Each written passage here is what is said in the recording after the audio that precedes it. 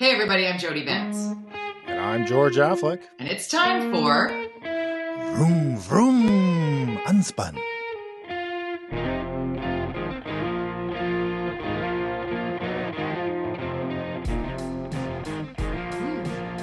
I suppose that's a bit loud, right?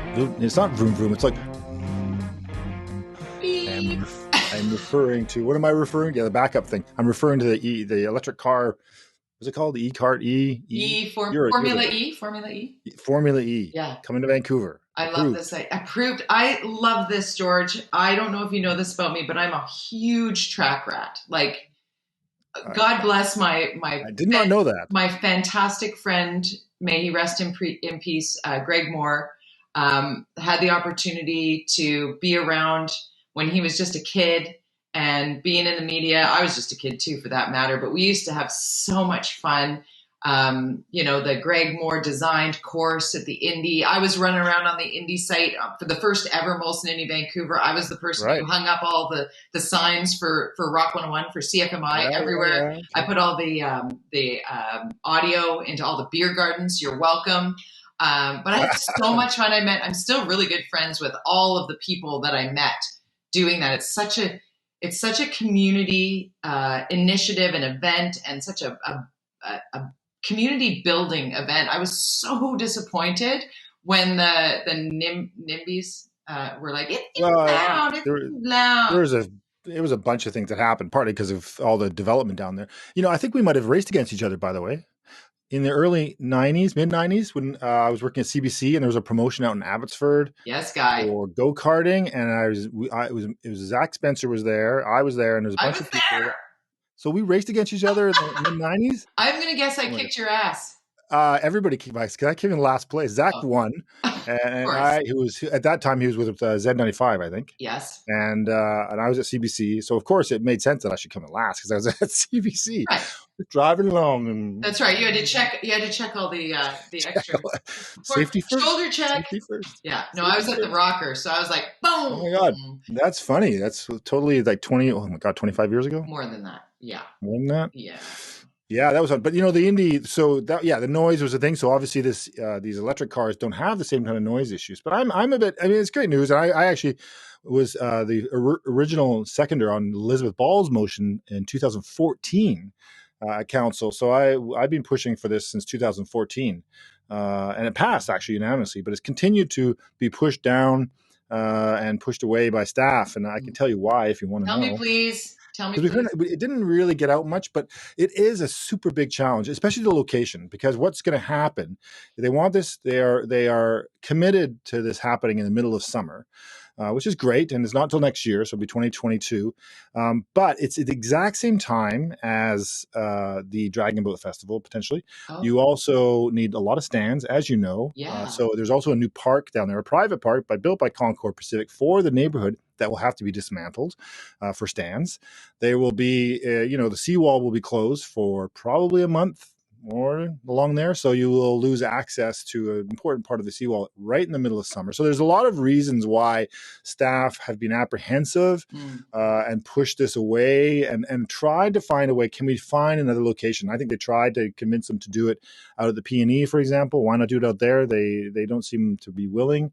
Are there any other locations? Why not Stanley Park? I know that John Cooper, when in 2014, we talked about that as a potential location. I think it might be this width of and now the bike lane there. I'm going to get you started. No, they wouldn't be able to race around specifically that troublesome hairpin turn and up the hill and down and around. Across the right. But if you could turn up though that other road. That's true. That's true by Lumberman's. Yeah. Anyways, but I don't want them going through Stanley Park either. I like the idea of another, utilizing other streets that make more sense because it is closing down the seawall in the summer and a park for that matter, when everybody's living in little boxes downtown. I can see why that would be an issue. But what I like about this e-car initiative, and doing a little bit of due diligence when I first heard about this a couple of weeks ago, when I interviewed Sarah Kirby-Young on the topic, and it's fascinating to me because it's more than just like the Molson Indy was. It's actually, you know, multiple massive concerts at BC Place Stadium. It's a conference on climate. Like, it's more than just an auto race that makes money. And I was shocked that it would cost zero to the taxpayer. Well, we'll see about that. Well, that's what she said. That was contingent in it. I don't know. Okay. I mean, I don't want to poo-poo this because obviously it was an idea that I was a your part of idea. originally, but that was 7 years ago, and the area has changed a lot in those 7 years. And I don't think Elizabeth and I weren't prescriptive on location in our push for it. We just thought the city was a great, to bring back that kind of energy. And if you think back to the Indy when it was down there was very little development happening. You got a dog in the house. Guys, yes. There are kids outside squealing. They are Indy supporters. They're like, yes. Quit barking. I'm barking. They're saying, stop your barking, George. We want to have a race in our city. I mean, the most important part of it, it's metaphorical in its meaningfulness in that it's hope for the future. Yes. Post-pandemic. I think that's what really is people are excited about. I mean, it's just like, oh my God, that means boxes, they're right? through it. Outside, festival-ish, job opportunities, sponsorship opportunities, community, climate. World attention. Exactly. There are a lot of things that it checks a lot of boxes. Let's talk about other things that are checking boxes, because I just got something in my inbox about how the Vancouver Park Board has greenlit drinking in some parks. Emphasis on the best desk bang there. Thank you. That was for the people that weren't watching me do the air quotes for the whole thing. I'm so frustrated by this because the pushback is, it's too dangerous. We're not mature enough for everybody to be able to consume alcohol responsibly outside. But unless we point out to certain parks, and then it's okay. What? And then you ghettoize the drinking, basically. I mean, everybody is drinking in every park already now. If you go out on a sunny day, the park by my office, the park by my house, every park, there's people with little picnic blankets going, because they, especially younger people, they're still not vaccinated. So the only place they can hang out is outside, and their little group of 10, and that's where they're going, drinking in parks with their takeout. You see all the food trucks parked around parks. It's already happening. It's almost just ridiculous. I mean, it's great. Okay.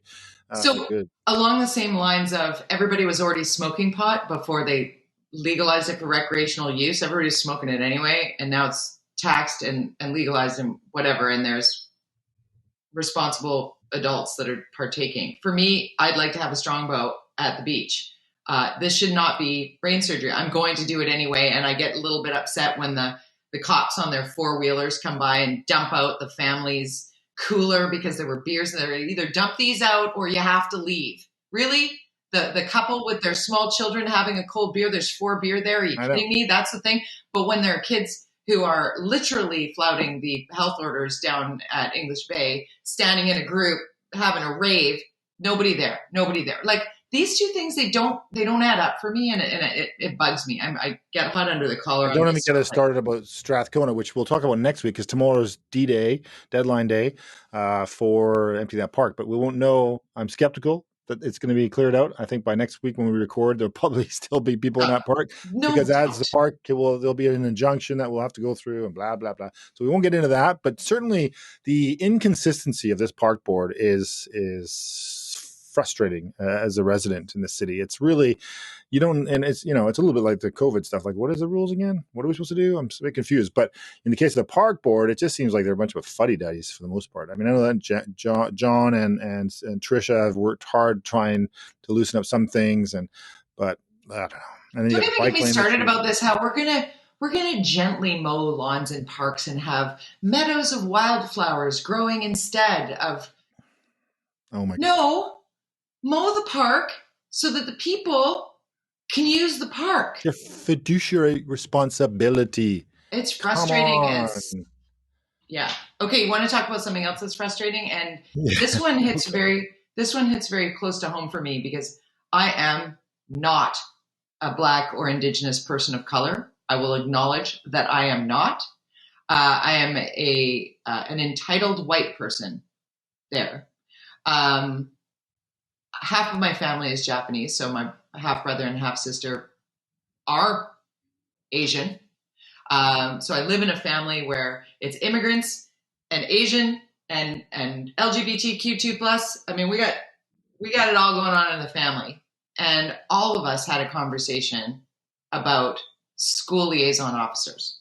Okay, so watching the Vancouver School Board, whatever, decide effective immediately, we are ending the school liaison officer program, which has been in place for decades, which has a police officer who is often a veteran officer who is requested and always wanted to work with kids and help their community. These are not, give me the big car, throw me the gun, not that kind of a police officer. These are officers that are like, let me help identify the child that is living in perhaps an abusive family home situation, or is friends being abused, right, bullying, right, or has suffered some sort of assault or harassment in that being requires pulled into a gang situation.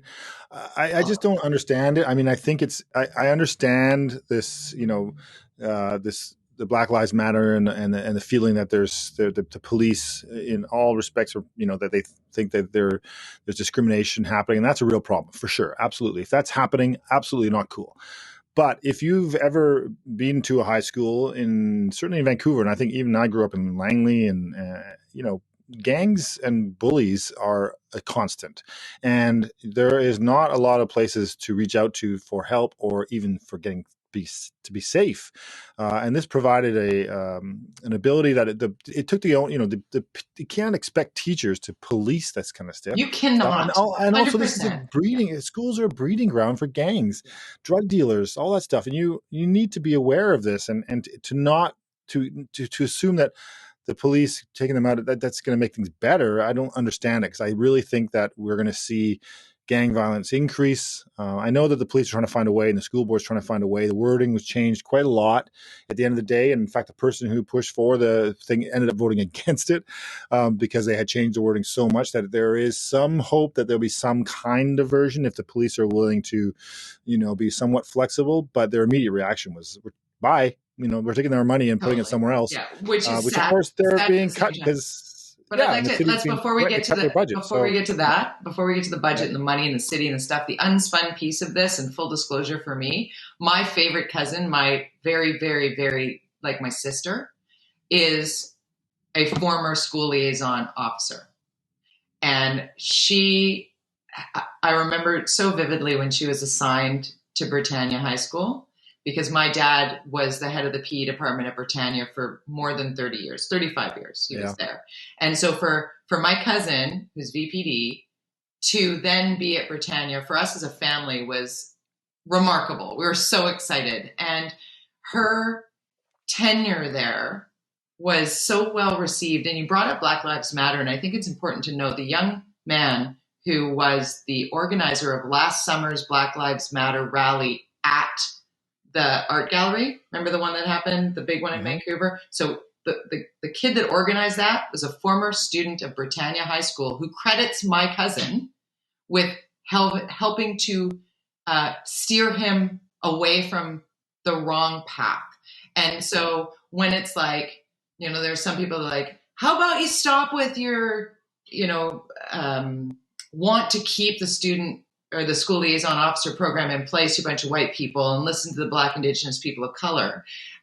There are people who are in that category who absolutely want to have the outlet of that student liaison officer in their school, however, feel that they can't really step up and say anything. No. Because the vocal... Others can't either, really. No, but the Black and Indigenous, but the Black and Indigenous people of color who want to keep the program are afraid to go up against the very vocal, militant activist, and that's the unspun nature of this. And it's very difficult for me to talk about this as an entitled white person in her 50s, but knowing the inner workings of this particular, there was a middle ground to be found here, George. Me and my middle. There's a way to maybe not have full uniform, and if you've got a problem, if that's intimidating because of some of the rhetoric around policing, and there's a way to find and make it so the students are comfortable with this. Interesting to note, though, the Surrey School Board literally had a press conference that we're not getting rid of this. this helps us. We are not getting rid of our liaison officers. And it's so interesting to me how different one board to the other, like who needs to step in and create a program that works for kids and works for teachers? Because you said it, and you said it perfectly. We cannot expect our teachers to manage what is an ever increasing crime element in our high schools, period. Mm-hmm. Yep. I got skin in the game. So do you. So.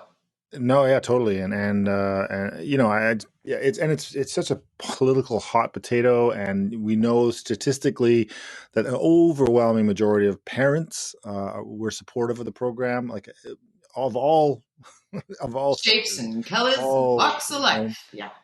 So it's just one of those things like, so hopefully what's left, you know, the motion, the way it was worded, there's a little bit of hope in there. I talked to Fraser Ballantyne a bit about it, and you know, his feeling is that he's staying positive. There's maybe a way to find a solution for this. It's just that the police need to, you know, get through the emotional part. They're quite angry, I think, obviously based on their tweets we saw. This is just a double hit for them. They feel like they're getting attacked. On all several sides. fronts. On all so sides. No doubt. It's tough, you know, yeah, do the police need fixing? There's always room for improvement, 100%. But let's, you know, as a tacky old, you know, throw the baby out with the bathwater, you know, was that the saying? Yeah. You know, is that what we should be doing? Anyways, I think it's obviously I worry as a parent with a kid in going into high school, and you've got a kid in high school. I do.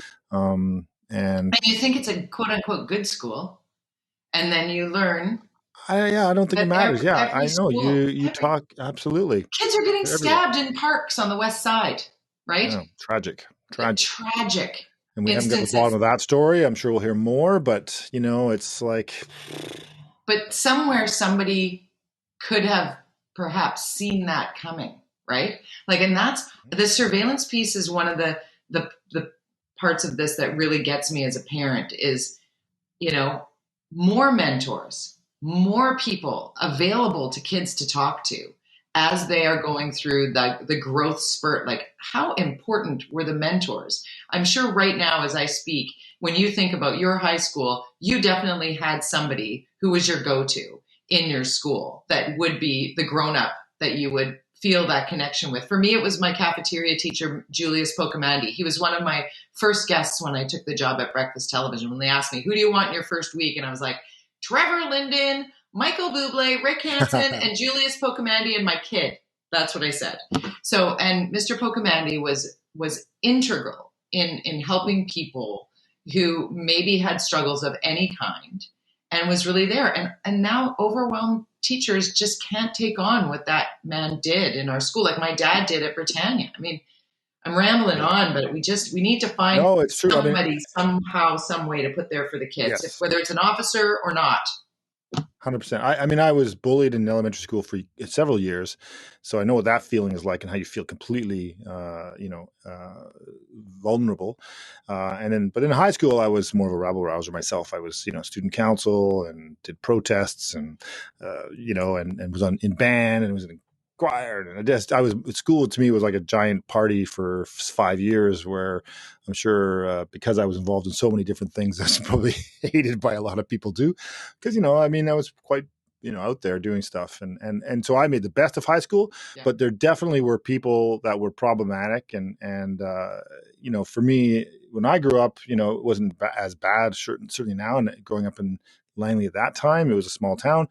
But, you know, bullies existed and stuff happened and some horrible stuff. I mean, it was like almost an annual thing where a couple of kids would die in a car accident. That's kind of like standard life in the Valley when I was a kid. There would always be a couple of drag races and then this, you know, every year. Or at the grad parties, you know, it's just, no, 2 people died. That's, you know, that's the way it goes out in the Valley. You know, horrible stuff like that. But it's all these things, being a teenager is complicated and hard. And there are lots of different scenarios, and to take away something without, I think, a lot of thought into the impact, and sadly, what might happen is that worst will happen, and we'll go, well, that was a mistake, wasn't it? Yeah. So, and anyways, therein lies the issue, and why UnSpun is important is that this feels like a very politically driven and motivated knee-jerk reaction where it shouldn't be. We need knee-jerk reactions on the stuff that actually are going to make change where we are suffering, not knee-jerk reactions to make more possible harm to come to the most vulnerable in our society. And that's the piece that really frustrates me in this, because it's a polarizing conversation. You hear about it on the radio, the two sides are there and the back and forth and the calls that are coming in. Everybody's got an opinion, everybody's weighing in. It's not a popularity contest. There's a way of looking at a scenario and asking the experts what works and what doesn't. And as you said, like, there's always room for improvement. Of course there is. Nothing's perfect, except for you. That's my pivot. That's my pivot to the next topic, because I want to get to what you coined it, amazing race for vaccination, which is now turned into Hunger Games for vaccination here in BC. What are your thoughts on what we're seeing happen? Yeah, well, and we have to talk a bit about Granville too. Oh, yes, we do. Right. Yeah, but the COVID stuff it's gotten a bit crazy. But I think there's, you see the numbers of the vaccines coming in, and your column kind of touches on this, this week where, we're getting a 250,000 doses starting next week of a week. One of them, Pfizer. So Pfizer. So, and then that's apparently, soon we'll know if Pfizer can be the second dose for people who took the AstraZeneca, because we don't know what's happening with AstraZeneca. Anyways, it's like, it's all happening. It's all good. But right now people are kind of going into like these lineups to things that actually aren't happening. So these rumors are happening about a vaccination clinic that they go there and line up, and it's like from 5 in the morning. Yeah. We're not doing that. It's a pop-up. What's trying to be done, I believe, in the communities that have hotspot community spread, is trying to do these pop-up, okay, come here right now, everybody in the community, as opposed to, we're going to do a clinic without appointments in Langley. I have a couple friends who said, we heard about that one in Langley and drove out there right away. And I'm like, that is not what you're supposed to do. It's supposed to be hotspots. It's supposed to be for the people who live in Langley. And because you're on Twitter all day, because you can work from home, means that the person who's working at the food plant that's getting you your groceries every day is now not getting vaccinated so that you can get yours and then go home. Like, there's a reason why, it's supposed to be. There's an argument, and I saw Frances Bueller tweeted this about, she had to question, I guess, early on the age-based process. And I think to get through those really super vulnerable groups early on was smart. But now I think it's the approach, and it seems to be that's where we're heading as we roll out more and more vaccines. But certainly in this interim is focusing on these hotspots and get it done. If we know that they're just not going to follow the rules or whatever the reasons, or it's just because of, mass, whatever the reasons, there's family, whether it's work, whatever, it's just fix that problem right now, so that, because of course it just spreads quickly, and so get those hotspots done now. The age stuff is almost irrelevant. Look at Prince Rupert and what's happening with Sir. Yeah. Even though it may not be, and so I think Gabriola Island or one of the islands, I forget which one. Also, I think it's like, just get them done. It's fine now. We're the most vulnerable people should have been taken care of. And now let's get to the places where we know that there's a problem or it will become a problem. And then the next thing you know, hey, guess what? We'll be done. And that's going to be great. Oh my God, it's going to be so great. Okay. We'll be able to go to Granville Street and party. And then we'll go to Granville Street. Well, that's part of it, right? Like you've been saying, wouldn't it be great? Because Granville Mall, the Granville Entertainment District, is a debacle. It's a war zone on weekends. It is a debacle. And I have so much respect for the Downtown Business Association. Charles Gauthier and I talk quite often. And I feel bad every time I say this slag aloud. But it is a debacle on Granville Street. And having been a server and having worked in and around, like I was at the Roxy when it opened. I was doing Saturday Night Live at the Roxy at CHRX when it opened. Like I've been there, done that, and lived it. You know what I'm saying? And now it is terrifying to be down there because it is on a Saturday night. Have you been down there for a woman? Yeah, down there. I go all the time. It's right. So for a woman by themselves, on a Saturday night at midnight, Granville Mall is terrifying.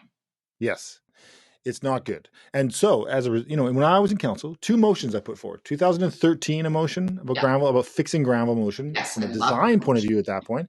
And in 2018, 2018, I did it again, and this was a really comprehensive motion. One of the things, and this, by the way, is something I also had, the DVBIA, yes, great, but they also never supported my idea, is that absolutely TransLink needs to get off Granville Street. During the Olympics, we moved all the power lines for the buses and put them over onto Seymour and onto Hornby, and then we put them back. And I'm like, in one of the things that and this was actually with Charles, I put a proposal together before I got into politics about doing a New Year's Eve event on Granville Street. This was right after the Olympics. I remember it. And one of the great things at that moment in time was there were no power lines, so you could put a stage on Granville Street and have a full stage, proper height, have a concert on Granville. But one of the things that they said they had to do, because TransLink said they had to, was that we had to put buses back on Granville Street. And so as a result, you have this situation with the power lines. And so you can't do staging on Granville, which is ridiculous. So you can't have live concerts. So my motion in 2018, which was basically replicated this week by Sarah Kirby-Young, I could probably sue for plagiarism or something. I'm not sure, can I? I don't know. But it's basically the same motion. And they take, look at the TransLink, close down the street, more restaurants, more eyeballs on the street. My goal was always about get the people eating dinner and being on the street, 100%. having live music on the street. Yes. It creates a automatic safety zone because I wouldn't be scared to walk down that street if there were patios lining the street. I would not be afraid. What I'm afraid of are the lineups of drunk people trying to get into bars, or people exiting those bars hammered and looking to fight somebody for a taxi. Like, that's what it is right now. Like, let's multiple venues with patios. You look at the ones that have, whenever you have a patio, it creates this automatic safety net in and around the space if you do it properly. Because, of course, the restaurateur or bar, if they have a nice large patio, are required to police it themselves in a way. They're not allowed to let people get wasted on there. But if you have a street and you only have 8 cops max on Granville Street policing that entire street on a Friday or Saturday night, and sometimes 4 don't show up because of whatever. So if you got 4 cops on average who then walk together because they feel safer as a group. But they're also, it makes them intimidating. So it creates this dichotomy of they're doing it to be safe, to be looked intimidating, but they're intimidating. It's like, okay. But, so you don't have enough police to manage the situation that is the chaos of Fridays and Saturdays in normal times. Yeah. And so we have this window of opportunity right now where it's quiet but number one, you got to get those power lines and buses off that street, and you have to make it much more flexible for live events and restaurants, and fix the stupid, like all those stanchions and all that bullshit on the sidewalks. Like, come on. Yeah. Like, it's chaos along there. It's just, agreed. And no, the residences and homes on there, bad idea. Don't have people living there, because then they'll just become complainers. We have an opportunity to create a beautiful, wonderful place for us to have festivals. You could do a bike path down the middle. You could do a bike path down the middle, and we can open up Stanley Park, and then the bike path that people can race back and forth on their bikes. Anyway, maybe. No, I digress. I love the idea. I loved your idea back when you pitched it after the Olympics, and I love the idea now. I think it's a perfect opportunity to create what would be the Vancouver equivalent of Times Square entertainment district-wise, and then New Orleans, right? Like New Orleans. How about Madrid? Madrid is a beautiful idea. Barcelona, right? Copenhagen, Stockholm, London. How many places? Take out the stanchions, put the trees, put the lovely patio tables. Street out. Yeah. Yep. But make it possible to have cars in there if you need to, if you want to have that during the day or whatever it is that you need to. But make it easy and a flexible space so that it can be used for multiple purposes, especially at the heated summer times when I want to go out and I want to sit on a patio. Who doesn't? It's proven right now. But that's a perfect street to expand massive patio spaces that you could have. And where you could be on a patio and you could see your friends at the other place across the way and be like, hey, what's up? Yeah. Right? And right all the now, tourists that will come back. Our patios are so sequestered. We have patios here, and then we have patios there, and it's going to cost you $7,000 a year to have your seven table patio. It's like, come on, let's make it easy for restaurants to have patios. Let's make it easy for people to have outdoor space. If there's anything we've learned from COVID, it's that. One more thing before we go, we're running out of time, but this is OurShot.ca is an initiative that I've become an ambassador of. It launched yesterday on Wednesday, depending on when you're listening to this, but it is an initiative that is grassroots with a whole bunch of people across the country that you can be one of. Let's talk about the people I'm going to name drop. Haley Wickenheiser, Ryan Reynolds, Jan Arden, Michael Bublé, my friends here in Vancouver. I got a group of people that totally stepped up for me. Leah Goche, Wendy Williams-Watt, Susie Wall, Christina Matisic, a bunch of people that you would recognize, Mary Jo Dion. Everybody's posting their vaccine story to their social media and tagging it with "This is our shot CA." And what we're trying to do is motivate our fellow citizen to get vaccinated. We tell our story of why we were getting vaccinated, how it felt to get it, and why it's important for everybody to take the first vaccine that is offered to you. That is the best vaccine for you. We say it almost weekly on here, George. But this is our shot.ca for more information. Get the t-shirt. It's super cool. Or you can see it on, I've seen your tweet. You can follow your tweet there, right. Jody Vance. Hey, and George. Because you forgot, _ at the orca.ca. Sign up for the Fin. Check out my middle. This is our shot.ca is all laid out in my middle this week as just a reminder that we're almost there. We're almost there. We're going to get through this. Yes. On that note, have a nice week. Bye.